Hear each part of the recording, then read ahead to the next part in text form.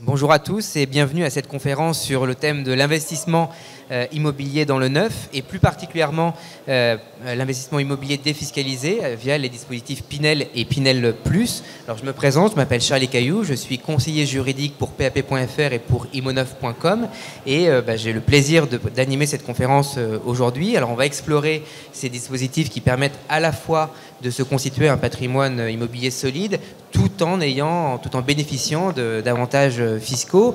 Vous le savez peut-être, sans doute, le dispositif Pinel a vocation à s'arrêter à la fin de l'année, au 31 décembre 2024. Donc il reste quelques mois pour en bénéficier. Ça ne veut pas dire qu'il faut se précipiter. Et ce qu'on va voir justement aujourd'hui ensemble, c'est comment réussir son investissement en Pinel et puis quels sont les pièges à éviter. Et pour ça, on a le plaisir d'accueillir deux experts du domaine. Monsieur Stéphane Biez, président de la société Epsilium. Donc c'est un cabinet de gestion en patrimoine. Est-ce que vous pouvez présenter votre cabinet ? C'est un cabinet de conseil en gestion de patrimoine généraliste, spécialiste de l'immobilier, qui a une identité forte dans le sport de haut niveau, puisque je suis un ancien judoka de haut niveau, avec certains de mes collaborateurs. Pour ceux que vous avez peut-être croisés, c'est tous les costauds du site.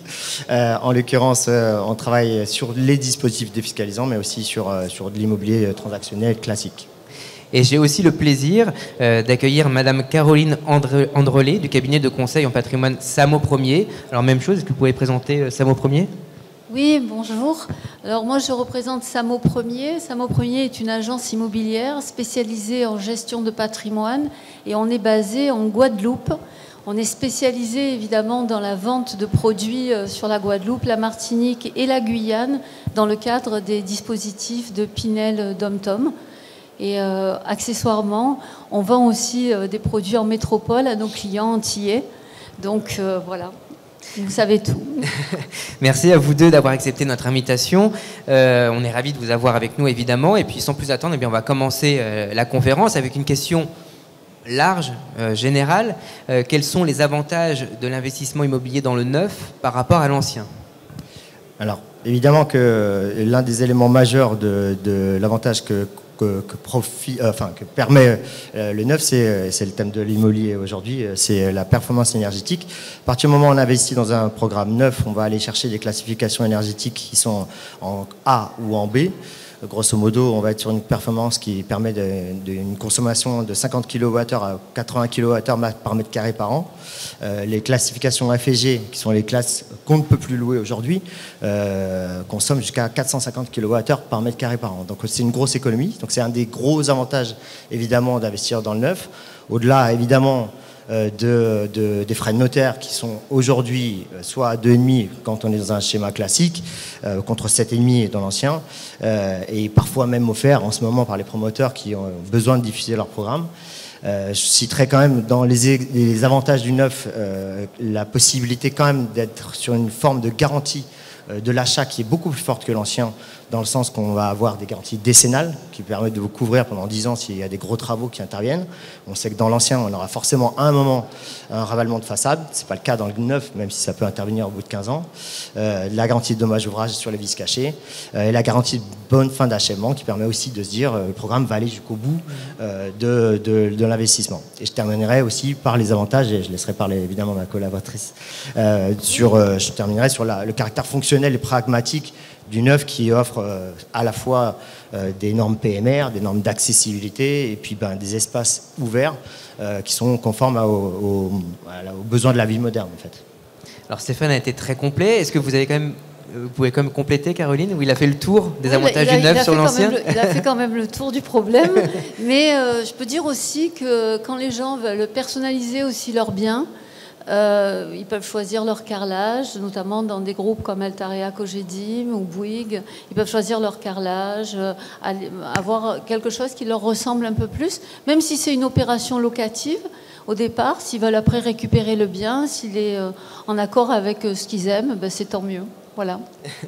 Alors, on est là pour parler du Pinel, donc on va parler du Pinel tout de suite.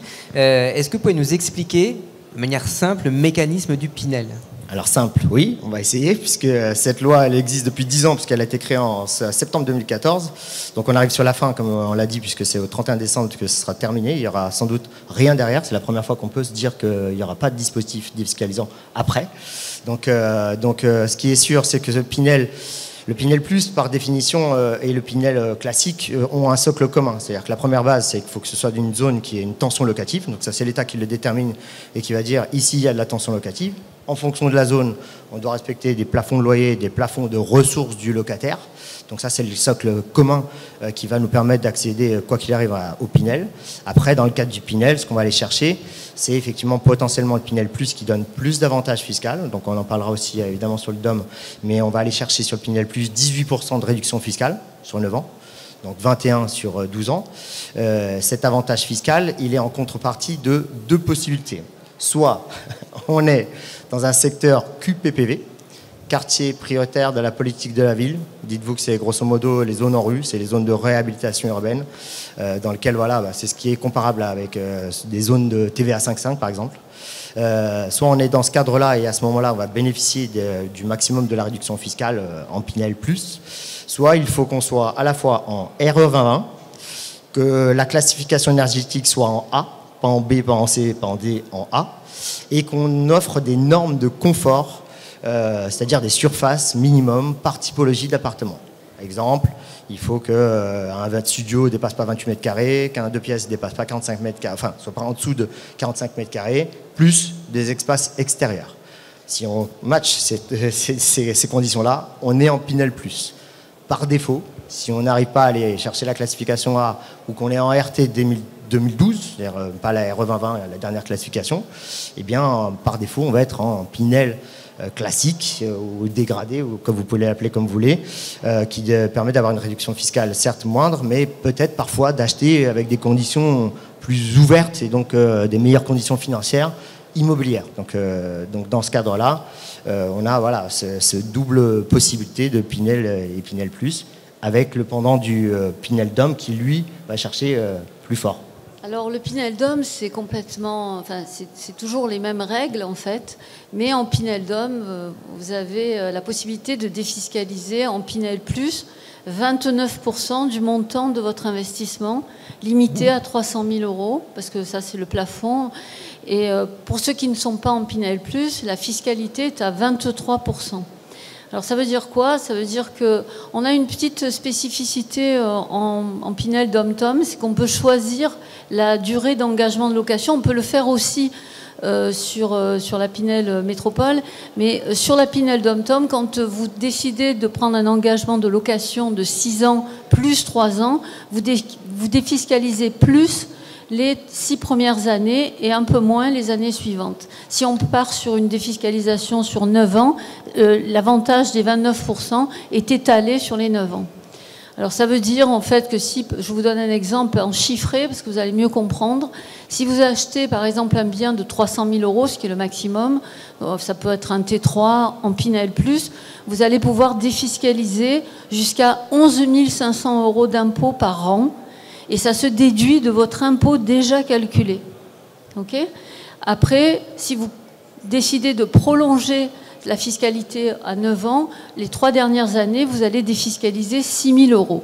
Donc sur un produit autour de 300 000 euros, vous allez globalement économiser 90 000 euros, ou 85 000 ou 90 000 euros sur la valeur totale du bien. Ce qui est très important en Pinel, c'est pour ça que je suis là en fait pour le présenter sur Paris, c'est l'emplacement des produits, parce qu'il faut acheter au bon prix, au bon endroit. La Guadeloupe, c'est une île magnifique. Il y a des endroits, des emplacements au niveau des plages, etc., qui sont vraiment stratégiques en termes de location. Et après, c'est des opérations sur lesquelles on pourrait passer, une fois la sortie Pinel effectuée, en locatif meublé, pour faire du complément retraite et pour aller se promener peut-être un peu à la retraite. Voilà. Et dans le cadre du Pinel DOM, je crois qu'on a des classifications énergétiques qui sont un peu moins restrictives, avec des règles un peu particulières. Alors en fait, la plupart des programmes en Pinel DOM, ils ne sont pas en Pinel+, parce que c'est les mêmes règles qu'en métropole. Donc nous, on en a un seul pour l'instant en Pinel+, qui est à la Guadeloupe. Les autres sont en Pinel normal, c'est-à-dire à 23%. Alors là où on est à 13% à Paris, enfin ou en région parisienne ou en France, vous allez être à 23% en Guadeloupe pour les produits normaux, on va dire. Et la Pinel Plus, c'est cette classification par rapport à la taille des appartements, au fait qu'ils soient traversants, etc., qui permet de rentrer dans ce cadre-là. Donc ça, pour l'instant, un seul produit en Guadeloupe qui est en Pinel Plus, 29%. Donc ça permet à l'investisseur de gagner 6% de plus sur ses impôts, hein, quand même. Donc là, quand vous dites 23%, 14%, etc., c'est le montant de la réduction et c'est 14% du prix d'achat. Du prix d'achat limité à 300 000 euros. Donc la réduction d'impôt, c'est 14%, 29%, enfin tous les pourcentages que vous avez cités.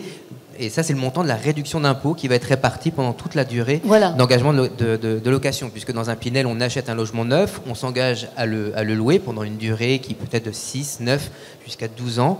Et donc, on bénéficie d'une réduction d'impôt, donc d'un pourcentage sur pourcentage de la valeur du bien. Alors, sur le Pinel, quel est le type d'investisseurs qui peuvent s'orienter sur un Pinel? Dans quel cas? Est-ce qu'il faut payer un montant minimal d'impôt pour que le Pinel devienne intéressant? Alors, c'est variable en fonction des produits. Évidemment, on a des contraintes qui sont différentes entre le Pinel DOM et le Pinel classique. Mais pour autant, le premier critère principal, c'est déjà d'être finançable. C'est-à-dire qu'il faut forcément passer par un organisme bancaire à un moment. Donc même si un schéma locatif permet d'avoir un loyer qui se rajoute à ses capacités financières, forcément, il faut que la banque nous suive. Donc si on doit parler d'impôts, tout dépend évidemment de ce qu'on veut défiscaliser et de ce qu'on peut emprunter, mais nous on fixe en général le quantum d'impôt à minima à 2 000 euros, parce qu'en face, il suffit que vous fassiez un investissement de 100 000 euros et vous avez 2 000 euros sur le cas du Pinel Plus de réduction fiscale. Donc ça ne sert pas forcément à grand chose de faire en dessous, et puis il faut trouver le bien qui va bien en face. Donc c'est un premier élément. Après, chacun ses projets. Il faut savoir calibrer ça en fonction de son projet patrimonial, son projet de vie. Tout projet Pinel doit se matérialiser avec qu'est-ce que j'ai envie de faire, dans quelle étape de vie je suis et qu'est-ce que je veux ensuite en faire, ce projet-là. Donc, puisque c'est à la fin un projet qu'il faut déboucler. Donc il y a l'option à un moment de transformer un programme immobilier qui était loué en habitation principale en location saisonnière. C'est une vraie reconversion, c'est un vrai intérêt. Maintenant, il faut que ça se cadre par rapport à son projet patrimonial. Alors, dans les dom-tom, je vous dirais que le minima d'impôt à payer, à économiser, c'est 5 000 euros. Parce que si vous ne payez pas 5 000 euros d'impôt, on ne va pas avoir de produits qui vont être adaptés pour éponger 2 000 euros. Enfin, les produits sont toujours un petit peu plus chers. Donc, et puis avec la fiscalité qui est quand même beaucoup plus intéressante, si vous ne payez pas 5 ou 6 000 euros d'impôt, je vous dirais qu'il n'y a pas véritablement d'intérêt. Après, les gens, je parle en défiscalisation. Après, il y a des gens qui peuvent avoir un projet de vie et qui décident d'acheter un bien comme par exemple la résidence qu'on a à la Guadeloupe et le mettre directement locatif meublé. Mais ça, c'est autre chose. Vous voyez, ça n'a rien à voir avec la Pinel au départ. Voilà. Oui, et c'est un investissement qui se fait sur le long terme, parce que là, on s'engage directement sur 6, 9, 12 ans, donc c'est un investissement qui n'est pas liquide. Non, c'est pas liquide, mais vous savez, en immobilier, si l'emplacement est bon, c'est... Bien sûr qu'on dit aux gens il faut garder un bien immobilier Pinel minimum 10 ans. Alors pourquoi? Parce que si vous faites des plus-values aussi, si par exemple à terme le projet, comment on vous le vend, prend de la valeur, etc., vous allez être plus exonéré en termes de plus-value si vous le gardez 10 ans. Si vous le vendez au bout de la 6e année, c'est sûr que si vous faites de la plus-value, vous allez être taxé au maximum. En 10 ans, il y a un abattement par an de 15%, donc on peut éponger la plus-value effective.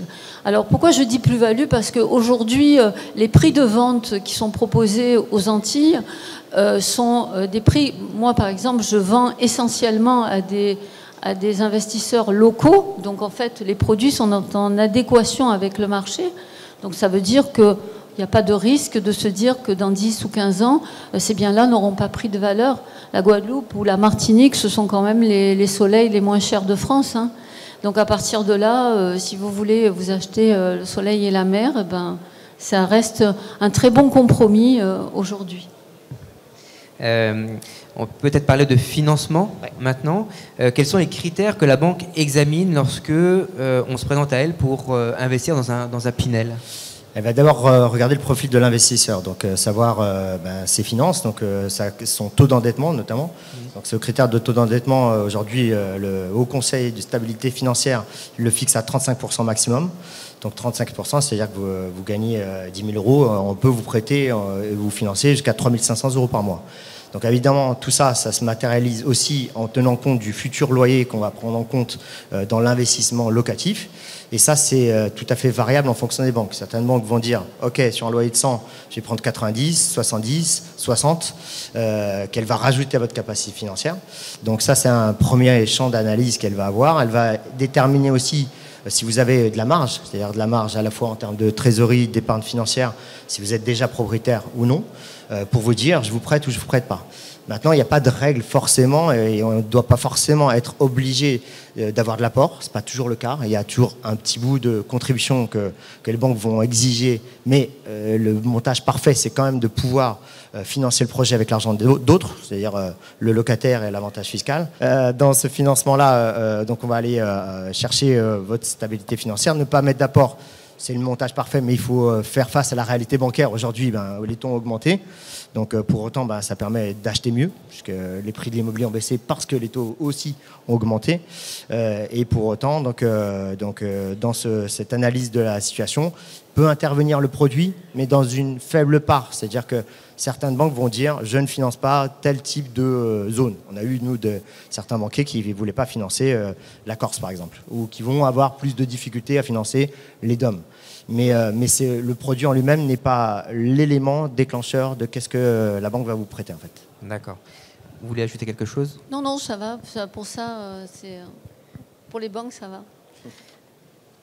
Et comment donc la banque ne va pas évaluer les risques liés à l'investissement en Pinel? Elle ne va pas regarder, par exemple, si le loyer est bien fixé, si dans les calculs que vous avez faits, vous avez pris un loyer qui est raisonnable. Est-ce qu'elle vérifie tout ça ou vraiment pas du tout? Elle peut le calibrer et faire une analyse si elle trouve qu'il y a une différence entre le loyer marché et le loyer appliqué sur la simulation et ce qu'on va présenter lors du financement. Mais c'est assez rare en fait. Donc il faut vraiment qu'il y ait une grosse surévaluation du loyer qui lui permette de dire le dossier est mal monté et on est en train de me raconter une histoire en fait. Et ensuite, il faut gérer un locataire. Est-ce que la banque vous oblige, par exemple, à passer par un gestionnaire? Est-ce qu'elle vous oblige à prendre une assurance loyer impayée pour essayer de sécuriser l'investissement ou pas du tout? Pas forcément. Par contre, elle demande à l'entrée systématiquement une estimation locative. C'est-à-dire une attestation d'un gestionnaire qui dit, voilà, le loyer sur cette zone, c'est bien ça. Donc ça, c'est des éléments qui nous sont demandés quasi systématiquement, d'avoir un document officiel d'un tiers qui est professionnel de ce domaine. Et là, vous êtes deux cabinets en fait de gestion, enfin de conseil en gestion de patrimoine. Quel est votre accompagnement sur un investissement Pinel? Vous proposez des programmes, vous participez, vous essayez de monter le financement. Oui, en fait, moi ce que je crois aujourd'hui, c'est que les gens qui font un investissement Pinel et qui passent par un conseil en gestion de patrimoine, ce qu'ils veulent, c'est effectivement d'avoir un accompagnement complet. Alors, on va pouvoir les aider dans le montage de leur... on va déjà leur trouver le bien qui est adapté à leur profil. Ça, je pense que c'est la base. On va pouvoir choisir aussi les emplacements et leur proposer ce qui nous semble le meilleur par rapport à notre expertise. Et je crois que c'est ce qui est le plus important. Alors moi, encore plus, parce que je suis aux Antilles, j'habite là-bas, donc il y a beaucoup de programmes que je ne vais pas proposer à mes clients parce que je pense qu'ils ne sont pas adaptés ou qu'ils ne sont pas bien placés, etc. Donc il faut faire attention quand même. Donc ça, c'est le premier point. Et ensuite, on va les accompagner donc, au niveau du montage du financement.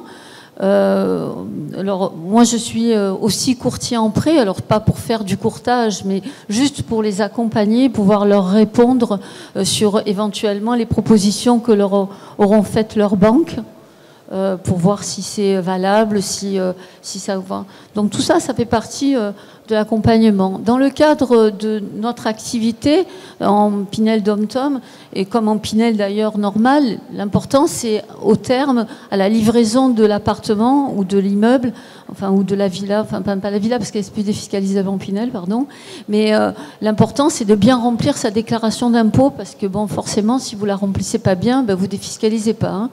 Donc nous on va avoir aussi un rôle de contrôle par rapport à ça pour voir que les gens ont bien rempli dans les bonnes cases pour que effectivement leur avantage fiscal soit efficace. Voilà. Donc tout ça, ça fait partie d'un accompagnement. Alors moi, en plus en Guadeloupe, moi je suis une agence immobilière, donc c'est important de le savoir. Je ne fais pas de gestion, donc je travaille avec des gestionnaires, mais par exemple les premiers locataires, on va s'occuper de leur recherche sur le territoire guadeloupéen. En Martinique, on va déléguer des agences qu'on valide pour que les gens soient accompagnés. Parce que je crois que c'est ça le plus compliqué, en fait. C'est de ne pas vous laisser tout seul avec votre investissement immobilier en vous disant « démerdez-vous, on vous l'a vendu ». C'est la même chose pour vous, Stéphane ? Oui, tout à fait. Je pense que l'accompagnement, c'est la clé, parce que c'est un projet immobilier qui va se mener sur plusieurs années. Donc il y a cette étape de la livraison, cette étape de la location, cette étape de la déclaration. Mais tout ça, ça se gère en amont, c'est-à-dire dans la sélection du projet. C'est vrai que je pense qu'il faut aussi se faire conseiller, parce que vous avez vu tous les méandres déjà du cadre fiscal que présente la loi de Pinel. Donc c'est déjà un élément qui est fondamental et il y a moyen de se tromper, en fait. Et dans ce sourcing, on a le droit d'y mettre du sens. C'est comme ça que nous, on travaille en général, c'est comprendre les gens qu'on a en face de nous, faire appel aussi à leur sensibilité et répondre à leur sensibilité, parce qu'on peut aussi se faire un peu plaisir, effectivement, dans un investissement Pinel, c'est faire quelque chose qu'on aime, une ville qu'on aime, un projet qu'on aime, parce que c'est de la rentabilité, parce qu'à la fin, c'est aussi une performance financière, c'est combien je mets, combien je gagne, ou bien combien je peux espérer gagner. Mais on a le droit aussi de se dire, voilà, j'aime ce que j'ai acheté, je m'y implique. Et nous, on a ce travail-là de transparence et de pédagogie pour bien comprendre le prix, l'environnement, qu'est-ce qui fait que ce projet il est chouette. Des fois, visuellement, c'est des choses qui peuvent être un peu bêtes, mais pour le coup, ça a du sens et ça peut avoir un impact lorsqu'on loue et lorsqu'on vend. Alors investir en Pinel, c'est d'abord faire un investissement immobilier. Quels sont les critères qui doivent mener au choix d'un promoteur, d'un programme, d'un appartement? Comment on choisit? Alors, en fait, c'est assez simple. Je crois que tous les gens sont différents. En fait, ils ont tous des envies différentes et des objectifs différents. Donc, je crois que la première chose, c'est de parler avec eux, de leur expliquer qu'est-ce qu'ils ont envie de faire. Un Pinel, bon, c'est bien, c'est un avantage fiscal, mais c'est aussi, je dirais, la cerise sur le gâteau, quoi. Mais il faut que déjà, ce qu'il disait tout à l'heure, il faut que le bien vous plaise. Dites-vous que si vous achetiez un bien immobilier, il faut d'abord qu'il vous plaise, que l'emplacement vous plaise, qu'un certain nombre de choses vous conviennent à vous personnellement. Donc ça, c'est la base. Vous allez le mettre en location. Le locataire, il va être exactement comme vous. C'est-à-dire que si vous aimez l'endroit, parce qu'il y a des transports, ou parce que c'est près d'une plage, ou parce que si ça vous plaît à vous, ça plaira forcément à vos locataires. Donc la première règle, c'est ça, l'emplacement du bien. Une fois que vous avez validé, je dirais ça, et que ça vous plaît, on va pouvoir faire tout le montage juridique et financier autour. Et ça fonctionne très très bien. En ce qui me concerne, ça fait 30 ans que je fais de l'immobilier en Guadeloupe. Alors je m'amuse assez parce qu'on vend des appartements, on les revend. Là, on s'occupe des enfants de nos clients, donc ça nous rajeunit pas, n'est-ce pas ? Mais ça nous permet en fait de créer un vrai relationnel avec les gens et de les accompagner vraiment tout au long de leur vie. C'est un peu l'idée. Donc j'ai bien entendu, on n'achète pas un Pinel, on achète d'abord un appartement. C'est ça, on n'achète pas une réduction d'impôt, on achète un appartement. Vous êtes d'accord avec ça? C'est d'autant plus vrai qu'il n'y a pas de résidence Pinel, en fait, ça n'existe pas. C'est qu'on va acheter un programme neuf dans lequel il va y avoir la possibilité de faire du Pinel, ou pas, quoi. Parce que les mêmes programmes qui se vendent en Pinel se vendent aussi en accession à la propriété, c'est les mêmes. Donc souvent on se dit, voilà, un Pinel c'est cher ou c'est pas cher. Non, c'est un programme neuf dans lequel il y a la possibilité d'affecter un bien à un usage ou à un autre, en fait. Donc ça, c'est le travail principal. Et dans ce cadre-là, évidemment, comme on l'expliquait, l'avantage fiscal n'est qu'un levier. c'est juste le plus. Ce qui est important, c'est qu'est-ce qu'on achète et à quel prix, dans quelles conditions. Et si on achète bien, ben on revend bien en fait. Et c'est ça qui est super important dans ce critère de calibrage de qu'est-ce que je vais faire comme investissement. Alors on va parler maintenant des pièges à éviter. Quels sont les pièges que on doit, les choses auxquelles on doit faire attention lorsqu'on se lance dans un Pinel. Notamment, un Pinel, ça fonctionne dès lors qu'on a des locataires, dès lors qu'il y a de la demande et dès lors que le loyer est bien fixé. Comment on s'assure de tout ça ? Alors, c'est le travail en amont de sélection. Donc, je dirais que, sans parler pour ma paroisse, mais c'est quand même ce travail d'analyse en amont de revalider la tension locative, de revalider le prix au mètre carré, de revalider les éléments potentiellement de nuisance environnementale. On peut très bien acheter un appartement sur plan et se rendre compte après coup qu'il y a une route où il y a les avions qui passent au-dessus, quoi. Donc ça, c'est le travail du conseiller en patrimoine, de faire en sorte qu'il n'y ait pas ce sujet-là, en fait. Donc, pour autant, quand on va faire un travail de sélection, il faut être calibré par rapport au prix. Souvent, on dit le neuf est plus cher que l'ancien. Pas toujours, encore moins en ce moment. Vraiment, les promoteurs sont dans une phase où les transactions ont tellement chuté qu'ils font des prix. Aujourd'hui, j'ai constaté des programmes qui se vendent au prix d'il y a 10 ans, quoi. Parce que on est dans un rapport d'offre et de demande. La demande a baissé, donc c'est le moment d'acheter, clairement. Donc il y a des très belles affaires à faire. Donc on peut très bien acheter du neuf potentiellement au prix de l'ancien. Alors après, c'est pas toujours le cas. Il y a des justifications à ce que le neuf soit plus cher dans certains cas de figure. Mais ce travail-là sur le prix est fondamental parce que c'est à l'entrée qu'on matérialise la plus-value. C'est quand on achète bien qu'on revend bien. Donc ça se travaille sur ce travail de sélection. Et dans le neuf aussi, on peut négocier le prix de vente. En ce moment, tout est possible. En ce moment, oui. En ce moment, tout est possible dans une limite, évidemment. Dans le neuf, si vous voulez, moi je dis toujours à mes clients qu'on ne négocie pas le prix. Mais c'est vrai que vous avez beaucoup de promoteurs qui peuvent faire des offres, qui sont des offres nationales ou des offres, mais on ne négocie pas le prix comme on peut le négocier dans l'ancien. Oui, la marge de manœuvre est plus faible. Il y a toujours cette possibilité que lorsqu'on fait du volume, ce qui est le cas de cabinet de conseil sur patrimoine, d'avoir des choses, des actes commerciaux, des baisses commerciales à la marge qui permettent de gommer et d'avoir un prix qui soit le plus compétitif possible.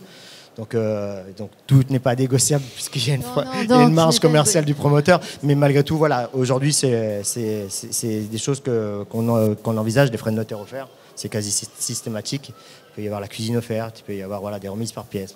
Il y a plein de choses à faire. Mais il y a quand même un truc quelque chose que je voudrais rajouter qui est très important. Vous avez des programmes immobiliers qui se commercialisent très très vite dans le neuf, sur lesquels il y a même si c'est la crise, il y a une très forte commercialisation malgré tout.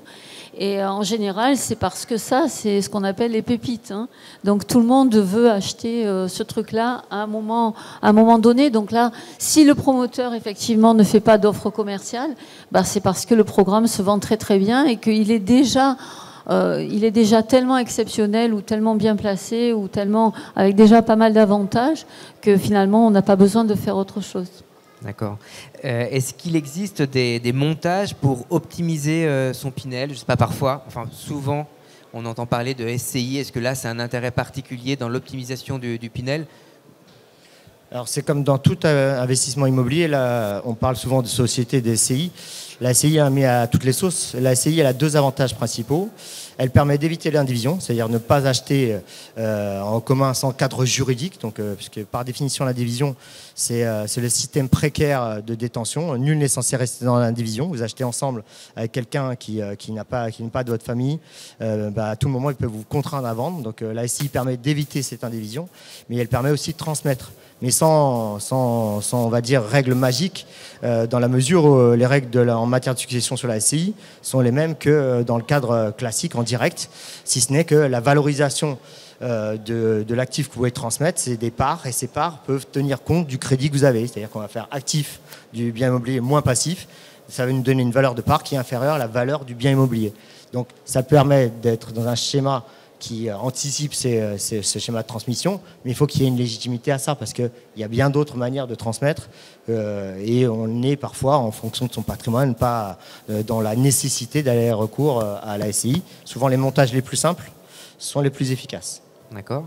Est-ce que vous pouvez donner 3 conseils chacun à un investisseur, à une personne qui souhaite investir aujourd'hui et pourquoi elle devrait peut-être s'orienter sur le Pinel? Moi, je vous dirais qu'il faut d'abord acheter de l'immobilier. Parce bon conseil, voilà, ça c'est le premier conseil, déjà, acheter de l'immobilier, parce qu'aujourd'hui, vous pouvez, avec les leviers qu'il y a au niveau fiscal, devenir propriétaire et à relativement peu de frais. Après, le deuxième conseil que je pourrais vous donner, c'est bien sûr de vous faire plaisir et de choisir de façon très importante les emplacements, parce que ça, l'emplacement du bien, c'est quand même déterminant dans toute opération. Et par la suite, être accompagné aussi avec des gens du cru, des gens qui ont l'habitude et qui peuvent vous accompagner de façon optimale. Le fait, voilà. Par exemple, le fait d'être, en ce qui me concerne, agent immobilier, bah, c'est pas un vain mot. Un agent immobilier, c'est quelqu'un qui connaît son marché. Un banquier, il connaît sa banque, il ne connaît pas son marché immobilier. Il va vous financer. Donc je sais qu'il y a beaucoup de banques, par exemple, qui font des montages pour leurs clients, mais ils sont décorrélés du produit immobilier. Il faut quand même que vous le sachiez. Donc ce qui est important, c'est de rester avec des professionnels. Si demain vous allez voir un médecin, c'est bien parce que vous êtes malade. Donc vous serez soigné avec quelqu'un qui a des diplômes pour vous soigner. Ben, c'est la même chose dans ce genre d'investissement. C'est-à-dire qu'il faut aller voir des professionnels pour être bien orienté. Alors moi, évidemment, ça fait 30 ans que Samo Premier existe sur les Antilles. Et en fait, on connaît très très bien le marché de la Caraïbe, que ce soit la Guadeloupe, la Martinique ou la Guyane. Et je pense que ça, c'est une vraie plus-value d'avoir quelqu'un du cru qui va vous expliquer ce qu'il faut faire et ce qu'il ne faut pas faire, toute proportion gardée par rapport à une fiscalité qui est vraiment très attrayante. Voilà. Stéphane, vos conseils? Mes conseils, c'est à peu près la même chose. Je pense que c'est bien choisir le projet ensemble avec votre conseiller, et parce que je pense que c'est la meilleure voie, c'est pour éviter les erreurs et les risques que peut procurer un investissement locatif. Donc bien choisir le projet en fonction de ses projets aussi de vie, puisque quelque chose qui est trop gros par rapport à sa capacité ou quelque chose qui vous bloque pour acquérir un autre bien, c'est pas le bon projet. Donc aller par rapport à ça. Dans ce cadre-là, le projet en lui-même, c'est un projet d'abord immobilier, le bon prix, le bon emplacement, le bon potentiel. C'est ce qui va générer à la fin la rentabilité. Il faut avoir en tête qu'on est aussi dans un projet financier. C'est-à-dire qu'est-ce que je mets par rapport à qu'est-ce que je peux espérer gagner. Et ça se matérialise effectivement dans le bon calibrage du projet en lui-même qui vous permettra déjà d'identifier tous les frais cachés, puisque quand on l'achète, il faut avoir des frais de notaire, des fois vous allez avoir une cuisine, il n'y en a pas. Enfin, bref, c'est tout un travail en amont de sélection qui permet de se dire ouais, ce que je fais c'est bien, ça a du sens. Et cette sortie, elle peut être multiple, c'est ce qu'on se disait, hein, potentiellement c'est un projet que vous allez pouvoir vendre pour récupérer du cash, récupérer en l'occurrence son impôt puisque c'est ce qu'on y a mis qu'on récupère. Mais ça peut être quelque chose qui peut se transformer en quelque chose de productif, de revenus pour la retraite. Donc dans le cadre d'une reconversion aussi, puisque on parlait de la location saisonnière, c'est quelque chose qui est intéressant. Donc c'est la sortie qui doit s'anticiper en amont dans la bonne sélection du projet.